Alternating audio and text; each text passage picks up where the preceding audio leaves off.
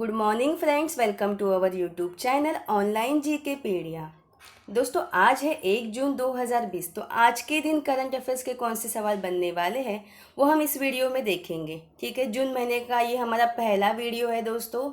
तो हर सवाल के फैक्ट्स मैं आपको बताने वाली हूँ, तो इस वीडियो को अच्छे से देखिएगा। और हाँ, वीडियो के अंत में मैंने आपके लिए एक सवाल सेट किया है जिसका जवाब आपको कमेंट बॉक्स में देना है। साथ ही साथ दोस्तों आपके रिवीजन के लिए कुछ क्वेश्चंस मैंने डिस्क्रिप्शन बॉक्स में शेयर किए। ठीक है, तो उन क्वेश्चंस के जवाब भी आपको कमेंट बॉक्स में देने हैं। और अगर आप इस वीडियो की पीडीएफ चाहते हो तो नीचे जो डिस्क्रिप्शन बॉक्स है वहाँ पे मैंने इसकी लिंक शेयर की है, तो आप वहाँ से डाउनलोड कर सकते हो। ठीक है, लेकिन करंट अफेयर्स के और बढ़ने से पहले हम कल के जो सवाल थे उनके जवाब देखते हैं। कल के मैंने रिवीजन के लिए जो सवाल दिए थे उनके जवाब देखते हैं। पहला सवाल क्या था? केरल मीडिया अकादमी द्वारा स्थापित एक राष्ट्रीय पुरस्कार में उत्कृष्ट मीडिया व्यक्ति के रूप में किसे चुना गया है? तो इसका सही जवाब क्या होगा? एन राम होगा। ठीक है, हाल ही में किस केंद्रीय मंत्री ने गति पोर्टल लॉन्च किया है? ठीक है, तो इसका सही जवाब क्या होगा? नितिन गडकरी। अगला सवाल क्या है दोस्तों? अगला सवाल है तीसरा वैश्विक आलू सम्मेलन किस शहर में आयोजित किया गया? तो इसका सही जवाब क्या होगा? गांधीनगर होगा। उसके बाद सुभाष चंद्र बोस आपदा प्रबंधन पुरस्कार 2020 किस राज्य ने जीता है? तो उत्तराखंड राज्य ने जीता है। अगला सवाल क्या है दोस्तों? अगला सवाल है 2018-19 में सब्जी उत्पादन में किस राज्य ने शीर्ष स्थान प्राप्त किया है? तो वेस्ट बंगाल या फिर पश्चिम बंगाल। किस राज्य सरकार ने शिव भोजन योजना शुरू की है? तो महाराष्ट्र सरकार जो है इसने ही शिव भोजन जो योजना है यह शुरू की है। उसके बाद हाल ही में नवाचार महोत्सव किस राज्य में शुरू हुआ है? तो अरुणाचल प्रदेश। अगला सवाल क्या है? अगला सवाल है केन कांग। ठीक है दोस्तों, केन कांग किस कंपनी के नए प्रबंध निदेशक नियुक्त किए गए हैं? तो सैमसंग। उसके बाद भारत की पहली सुपर फैब लैब का उद्घाटन किस राज्य में किया गया है? तो केरला में किया गया है। उसके बाद 25 जनवरी 2020 को कौन से राज्य ने अपना 50वां राज्य दिवस मनाया? तो हिमाचल प्रदेश। ठीक है दोस्तों, ये थे हमारे कल के कुछ very very important revision current affair. I hope सभी ने इसका जवाब दिया होगा। हम बढ़ते हैं हमारे आज के करंट अफेयर्स की ओर। ठीक है दोस्तों, आज का पहला सवाल क्या है? वेरी वेरी इंपॉर्टेंट सवाल है दोस्तों।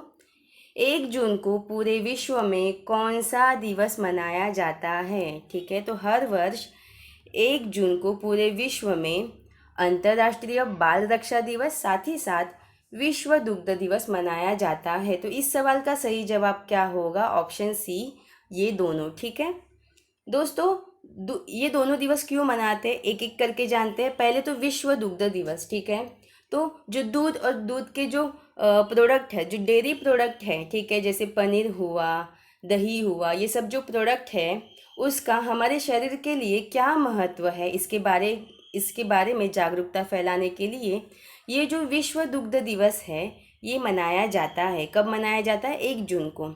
साथ ही साथ ये जो अंतर्राष्ट्रीय बाल रक्षा दिवस है इसका मनाने का उद्देश्य क्या है? तो बच्चों के अधिकारों की रक्षा करने की आवश्यकता की ओर जो लोग हैं उनका ध्यान आकर्षित हो, इसीलिए अंतर्राष्ट्रीय बाल रक्षा दिवस मनाया जाता है। तो आपको ये दोनों दिवस याद रखने हैं दोस्तों। आज 1 जून है, ठीक है, तो आज से जितने भी दिवस आएंगे उनको हम हमेशा रिवाइज करते चलेंगे ताकि आपका इससे रिवीजन हो। ठीक है, आपको अलग से टाइम ना निकालना पड़े इन सब क्वेश्चंस को याद करने के लिए। तो हम आगे बढ़ते हैं। हमारा अगला सवाल क्या है दोस्तों? अगला सवाल है हाल ही में NHAI, ठीक है, हाल ही में NHAI के नए वित्तीय सलाहकार कौन बने? तो जो नीलेश साठे है, कौन दोस्तों? जो नीलेश साठे है यह NHAI के नए वित्तीय सलाहकार बने। तो इस सवाल का सही जवाब क्या होगा? ऑप्शन डी होगा। पहली बात तो यहाँ पे NHAI क्या है वो आपको जानना है दोस्तों। इसकी फुल फॉर्म है national highway authority of India. मैं वापस बोलती हूँ, national highway authority of India. ठीक है, अब यहाँ पे वित्तीय सलाहकार टर्म आया है, तो दोस्तों इसको इंग्लिश में कहा जाता है फाइनेंस या फिर फिनेंस एडवाइज़र। ठीक है, फाइनेंस एडवाइज़र कहा जाता है। आप इमेज में देख पा रहे हो, यही है नीलेश साठे और यही NHAI के मतलब national highway authority of India के नए फाइनेंस एडवाइज़र या फिर वित्तीय सलाहकार बने हैं। ठीक है, अब यहाँ पे NHAI की बात आई है, तो इसकी स्थापना हुई कब है? तो 1988 में हुई है। कब हुई है दोस्तों? 1988 में हुई है। और इसका मुख्यालय कहाँ पे है? तो न्यू दिल्ली में है। इतने सारे फैक्ट्स आपको याद रखने हैं। हम आगे बढ़ते हैं। हमारा अगला सवाल क्या है दोस्तों? अगला सवाल है, कोरोना वायरस के बीच किस कंपनी ने 2 इंसानों को अंतरिक्ष में भेजकर इतिहास रचा है? तो जो स्पेस एक्स कंपनी है उसने कोरोना वायरस के बीच में 2 इंसानों को अंतरिक्ष में भेजकर इतिहास रचा है। तो इस सवाल का सही जवाब क्या होगा? ऑप्शन बी होगा। दोस्तों देशों में फैले कोरोना वायरस के बीच में अमेरिका की जो स्पेस एक्स कंपनी है इसने 2 इंसानों को अंतरिक्ष में भेजकर नया इतिहास रचा है। ठीक है, तो इस सवाल का सही जवाब क्या होगा? स्पेस एक्स होगा। अब अमेरिका की कंपनी स्पेस एक्स ने ये कारनामा किया है, तो थोड़ा सा इसके बारे में जान लेते हैं। पहले तो इसकी स्थापना हुई कब है? तो 2002 में हुई है। और इसके CEO कौन है? तो एलोन मुस्क। कौन है दोस्तों? एलोन मुस्क। ठीक है, इतने सारे फैक्ट्स आपको याद रखने हैं। हम आगे बढ़ते हैं। हमारा अगला सवाल क्या है दोस्तों? अगला सवाल है, भारतीय भारोत्तोलन महासंघ के किस पूर्व वर्ल्ड चैंपियन का नाम अर्जुन अवार्ड के लिए भेजा गया है? ठीक है, नामांकन के लिए भेजा गया है। तो आप इमेज देख के पता ही चला होगा इसका सही जवाब क्या होगा? मीराबाई चानू। ठीक है, यह एक क्या है? भारोत्तोलक है। ठीक है, तो इस सवाल का सही जवाब क्या होगा? ऑप्शन बी होगा, जो मीराबाई चानू है। ठीक है, तो भारतीय भारोत्तोलन महासंघ ने जो मीराबाई चानू वेट लिफ्टर है मीराबाई चानू, इनको अर्जुन अवार्ड के नॉमिनेशन के लिए इनका नाम दिया है। आप इमेज में देख पा रहे हो। मैं आपको इमेज क्यों बता रही हूँ? ताकि इमेज से आपको अच्छे से याद होगा। देखो दोस्तों, आप मूवी देखते हो ना, तो मूवी देखने के बाद आपको वो मूवी अच्छे से याद होती है। क्यों? क्योंकि आप उस चीज़ को एज अ पिक्चर देखते हो, इसलिए आपको याद हो जाती है। इसीलिए मैं यहाँ पे आपको इमेज दे रही हूँ ताकि आपको उन जो भी खिलाड़ी है उनके फेसेस अच्छे से याद हो जाए। ठीक है दोस्तों, आपको साथ ही साथ ये भी फैक्ट याद रखना है, ये जो मीराबाई चानू है यह कौन से राज्य से है? कौन से राज्य से ये बिलोंग करती है? तो मणिपुर। ठीक है, हम आगे बढ़ते हैं। हमारा अगला सवाल क्या है दोस्तों? अगला सवाल है, BCCI ने राजीव गांधी खेल रत्न पुरस्कार 2020 के लिए किस खिलाड़ी का नामांकित किया है? ठीक है, किस खिलाड़ी का नाम नामांकित किया है? इमेज देख के आंसर बता दो आप। तो इस सवाल का सही जवाब क्या होगा? ऑप्शन सी होगा, रोहित शर्मा। ठीक है, जो रोहित शर्मा है उनका नाम BCCI ने राजीव गांधी खेल रत्न पुरस्कार 2020 के लिए क्या किया है? नामांकित किया है। आप इमेज में देख पा रहे हो, यही है रोहित शर्मा। इनका निकनेम क्या है? तो हिटमैन। क्या है दोस्तों? हिटमैन। ठीक है, अब यहाँ पे बात आई है राजीव गांधी खेल रत्न पुरस्कार, तो आपको पता होना चाहिए ये जो राजीव गांधी खेल रत्न पुरस्कार है इसकी शुरुआत हुई कब है? तो इसकी शुरुआत हुई है 1991 में। ठीक है, 1991 में हुई है। ठीक है, और ये खेल का सबसे हाईएस्ट अवार्ड है, ये भी याद रखना है। अब BCCI ने यह नामांकित घोषणा की है, तो हम थोड़ा सा BCCI के बारे में जान लेते हैं। पहली बात तो BCCI की स्थापना हुई कब है? BCCI की स्थापना हुई है 1928 में हुई है। कब हुई है? 1928 में। इसका मुख्यालय कहाँ पे है? तो मुंबई में है। ठीक है, उसके बाद इसके प्रेसिडेंट कौन है? वेरी वेरी इंपॉर्टेंट सवाल। तो इसके प्रेसिडेंट है सौरभ गांगुली। ठीक है दोस्तों, तो हम आगे बढ़ते हैं। हमारा अगला सवाल क्या है?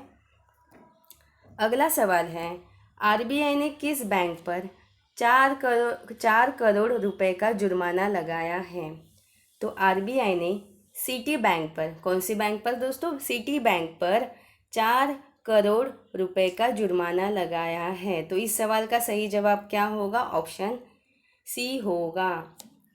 दोस्तों जो करंट अकाउंट खोलते हैं उसमें एनओसी नियमों का उल्लंघन इस सिटी बैंक ने किया है और इसी के वजह से आरबीआई ने इसके ऊपर क्या लगाया है, 4 करोड़ रुपए का जुर्माना लगाया है। अब आरबीआई ने लगाया है तो थोड़ा सा आरबीआई के बारे में जान लेते हैं। आरबीआई की स्थापना हुई कब है, 1935 में। कब हुई है, 1935 में। इसका मुख्यालय कहाँ पे, तो मुंबई में है। और इसके गवर्नर कौन है, तो शक्तिकांत दास। इतने सारे फैक्ट्स तो आपको पता ही होंगे, लेकिन आपको और एक फैक्ट याद रखना है कि जो शक्तिकांत दास हैं, जो गवर्नर है शक्तिकांत दास आरबीआई के, वो कौन से नंबर के हैं, तो 25th। ठीक है, हम आगे बढ़ते हैं। हमारा अगला सवाल क्या है, अगला सवाल है, भारत के किस हाईकोर्ट ने मुख्यमंत्री जयललिता या फिर जयललिता के भतीजे और भतीजी को उनकी करोड़ों की संपत्ति का वैध उत्तराधिकारी घोषित किया है? तो जो मद्रास हाई कोर्ट है, इसने मुख्यमंत्री जयललिता के जो भतीजे और भतीजी है उनको उनकी करोड़ों की संपत्ति का, करोड़ों की जो प्रॉपर्टी है उसका वैध उत्तराधिकारी घोषित किया है। तो इस सवाल का सही जवाब क्या होगा, ऑप्शन सी होगा, मद्रास हाई कोर्ट। ठीक है दोस्तों, हमें पता है दोस्तों जो जयललिता है, मुख्यमंत्री जयललिता थी, वो तमिलनाडु की कौन थी, मुख्यमंत्री थी दोस्तों। ठीक है, और उनके मृत्यु के पश्चात उनकी जो प्रॉपर्टी है उसका वैध उत्तराधिकारी किन्हें घोषित किया गया, उनके जो भतीजे और भतीजी है उनको घोषित किया है। किसने घोषित किया है, तो मद्रास हाई कोर्ट। तो आपको यहाँ पे जानना होगा कि जो मद्रास हाई कोर्ट है इसके चीफ जस्टिस कौन है, तो इसके चीफ जस्टिस हैं अमरेश्वर प्रताप शाही है। कौन है दोस्तों, अमरेश्वर प्रताप शाही।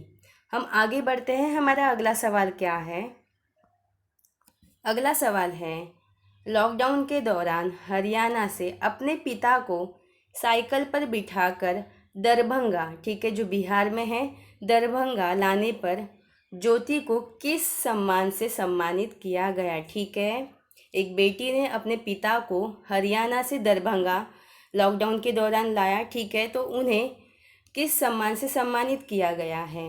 तो जो ज्योति है उन्हें मैथिल वीरांगना जो सम्मान है उससे सम्मानित किया गया है। तो इस सवाल का सही जवाब क्या होगा, ऑप्शन ए होगा। जो ज्योति है उन्होंने अपने पिता को, ठीक है, अपने उनके जो पिता थे उनको हरियाणा से बिहार के दरभंगा में वो साइकिल से लेके आई और उनके यही कारनामे के लिए उनको जो बिहार सरकार है उन्होंने मैथिल वीरांगना जो सम्मान है उससे सम्मानित किया है। ठीक है दोस्तों, वेरी वेरी इंपॉर्टेंट सवाल है।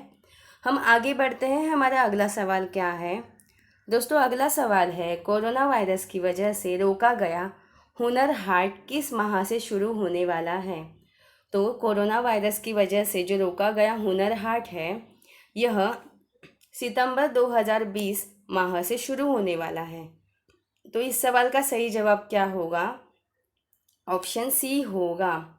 दोस्तों अब यहाँ पे हुनर हाट आया है तो इसका मतलब होता क्या है, ये हुनर हाट क्यों ये जो हुनर हाट है इसे क्यों शुरू किया जाता है? दोस्तों ये जो हुनर हाट है, देश में जितने भी कारीगर हैं और जितने भी शिल्पकार हैं उनके द्वारा निर्मित किए गए जितने भी उत्पाद हैं उनका बाज़ार इस हुनर हाट में प्रदान किया जाता है। ठीक है दोस्तों, और ये जो हुनर हाट है वो कारीगर और शिल्पकारों के सशक्तिकरण का एक क्या बन गया है, एक ज़रिया बन गया है। और आपको ये भी याद रखना है ये जो हुनर हाट है इसकी थीम क्या थी, इसकी थीम थी लोकल टू ग्लोबल। क्या थी, लोकल टू ग्लोबल। हम आगे बढ़ते हैं। हमारा अगला सवाल क्या है, और आज के करंट अफेयर का ये आखिरी सवाल है दोस्तों, तो ध्यान से देखिएगा। किसने कोविड कथा का हिंदी संस्करण जारी किया है? तो जो NCSTC, ठीक है, जो NCSTC है इसने कोविड कथा का हिंदी संस्करण, ठीक है, हिंदी संस्करण जारी किया है। तो इस सवाल का सही जवाब क्या होगा, ऑप्शन सी होगा। पहली बात तो ये NCSTC क्या है ये पहले जानते हैं दोस्तों। इसका फुल फॉर्म है national council for science and technology communication. में वापस बोलती हूँ, national council for science, technology, communication. ठीक है, तो ये जो NCSTC है, इसने डॉक्टर अनामिका रे मेमोरियल ट्रस्ट है उसके साथ मिलकर कोविड कथा का हिंदी संस्करण जारी किया है। यहाँ पे हिंदी संस्करण की बात की है।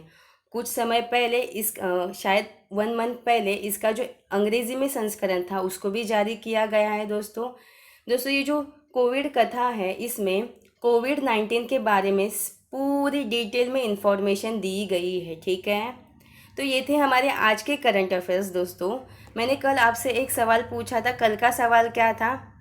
कल का सवाल था ओलंपिक चैनल कमीशन के नए सदस्य कौन चुने गए हैं। वेरी इजी सवाल है। इसका सही जवाब क्या होगा? नरेंद्र बत्रा। दोस्तों, जो भी मैं क्वेश्चन आपको देती हूँ, प्लीज़ उसके जवाब कमेंट कीजिएगा और उसके बारे में जितने भी फैक्ट्स आपको पता है वो भी आप मुझे डिटेल में बताइएगा। आपका आज का सवाल क्या है? आज का सवाल है, हाल ही में FSDC के 22वीं बैठक की अध्यक्षता किसने की है? ये रहे आपके ऑप्शंस। तो इसके जवाब आपको कमेंट बॉक्स में देने हैं। ठीक है, तो ये था हमारा आज का सेशन। आई होप आपको आज का सेशन पसंद आया होगा। अगर आपको आज का सेशन पसंद आया हो तो प्लीज़ इसे लाइक एंड शेयर कीजिएगा। साथ ही साथ सब्सक्राइब करके बेल बटन प्रेस कीजिएगा। धन्यवाद।